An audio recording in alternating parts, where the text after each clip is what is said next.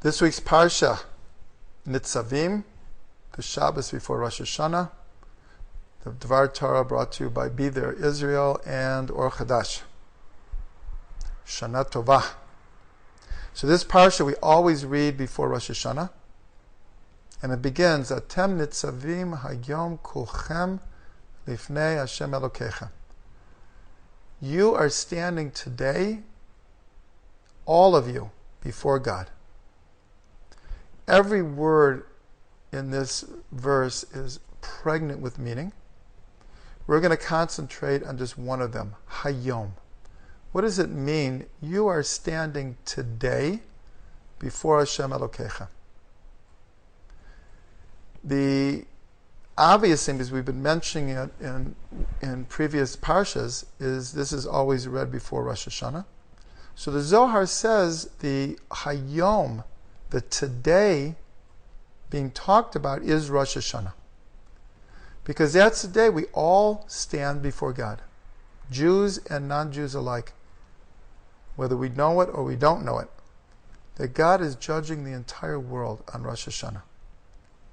So this verse is interpreted as meaning that everyone stands before God in Rosh Hashanah. A more, call it, simple understanding or storyline is that in the previous parsha, actually the majority of parsha Ki Tavo deals with the blessings and curses. Back in parsha Re'eh, we said that God said, I am putting before you today a blessing and curse. And we mentioned that later in the Torah would spell this out in great detail. So in the end of Parsha Ki Tavo, it spells it out. And there are actually 9, along with all kinds of wonderful blessings for listening to the words of God and upholding the Torah. The Torah is telling us that if we don't, then there are 98 curses. And if you read these, they're very difficult to read, because anyone who knows Jewish history and reads them knows that they've all come true. They've all come true. Now it should be pointed out that it's not so much that we're cursed if we don't listen, but God is explaining, like everything in life has consequences. If you do one way, there's one set of consequences. If you do another, there's another set. So we understand this not even as a punishment, but God is just telling us, just like a parent tells a child, if you do certain things, you have to expect certain consequences. So after 98 curses, the Midrash says, the people came to Moshe and said, how are we going to survive? Like, after reading this, like, how are we going to make it? And Moshe says, Atem Nitzavim Hayom Kulchem Lifnei Hashem Elokecha. You're still standing before God. The Jewish people will never disappear. We will always be here. We will always be standing before God. So we understand the opening here as what's called giving chizuk, giving strength to that generation after they heard the curses. Another explanation of Hayom is this is the day in which Moshe leaves the world. The last few parshas of the Torah all occur on Moshe's last day. So when he says Hayom, it's hinting to Moshe's last day. Another way of interpreting this is many times in the Torah when it says Hayom, today, it doesn't necessarily mean a specific day. It means what we would say the eternal present that exists in all the words of the Torah. That's why when we come to Har Sinai, and we come to the desert of Sinai, so it says that we came Bayom hazeh, on this day. And Rashi points out in the context, the grammatical context of the sentence, it should have said Bayom ahu, on that day we came, because it's talking in the past tense. So what does it mean, on this day?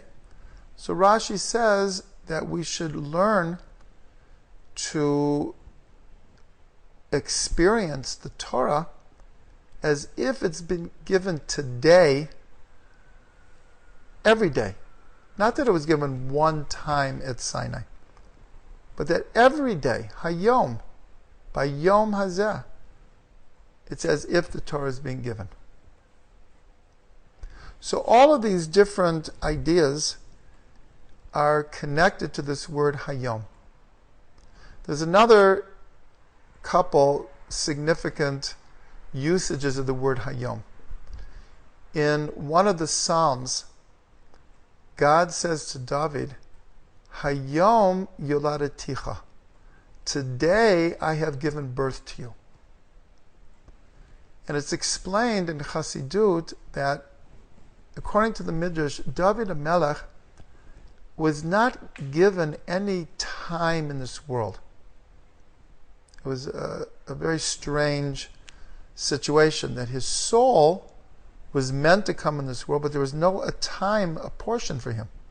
So the Midrash says that Adam saw this, and the Arieh teaches that the letters of Adam, the Aleph of Adam is Adam, the Dalet is David, and the Mem is Mashiach. In other words, Adam could see into the future. And he saw the soul of David, and he saw that no time was apportioned to him, so he gave 70 years of his life.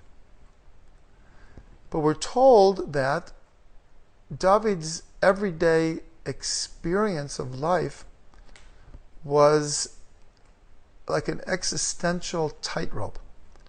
Because on one hand, he was incredibly joyous to be alive, and the Psalms are full of his praises and his awareness of being in the present moment.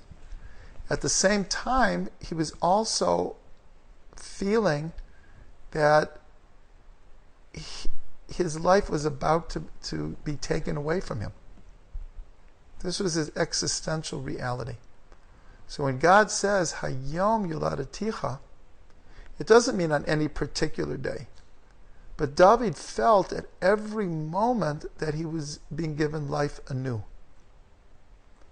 And of course, when we come towards Rosh Hashanah, this would be a tremendous goal to work for as far as our own consciousness, to nurture this idea of living in the present, the Hayom, and experiencing every moment as if it was a bonus that we have it.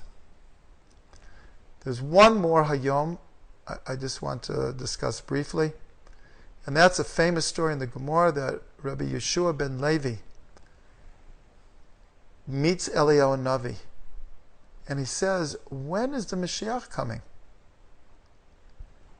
And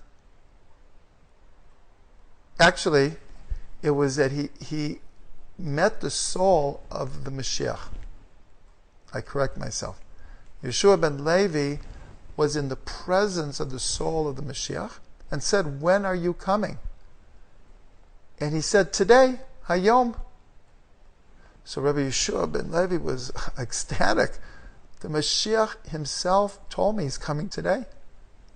And so all day, every moment, he's expecting some full revelation of Mashiach coming. The day ends, no Mashiach. So then, Rabbi Yeshua ben Levi meets Eliyahu Navi, and he says, the Mashiach was not truthful. He told me he's coming today, and he didn't come. And Eliyahu Navi said, you didn't understand. When he said Hayom, it was in the context of the verse, Hayom im bekolo tishma'u.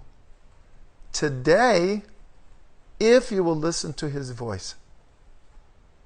He assumed you understood that when Israel would listen to God's words in their truest sense and fulfill them, then Hayom, Mashiach will come.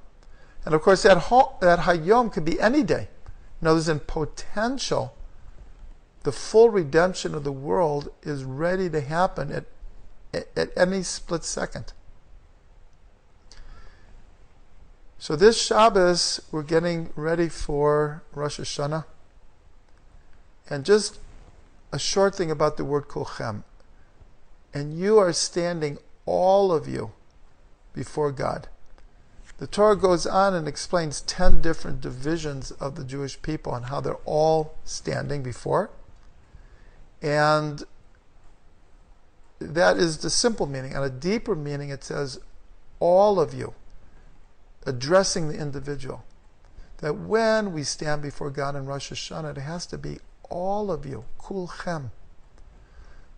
So we should all have the bracha to put our whole heart and soul into the prayers of Rosh Hashanah and be aware of God's existence and God's brachas to us, Hayom.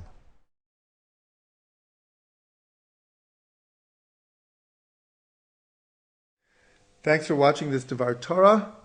If you like what you heard, which I hope you did, please come to our YouTube station, our website, our Facebook, our blog, our Twitter, and take advantage of a plethora of Torah, of audio classes, videos, poetry, stories, music, word and gematria search. You'll find a lot there, and please share this with your friends. www.thetrugmans.com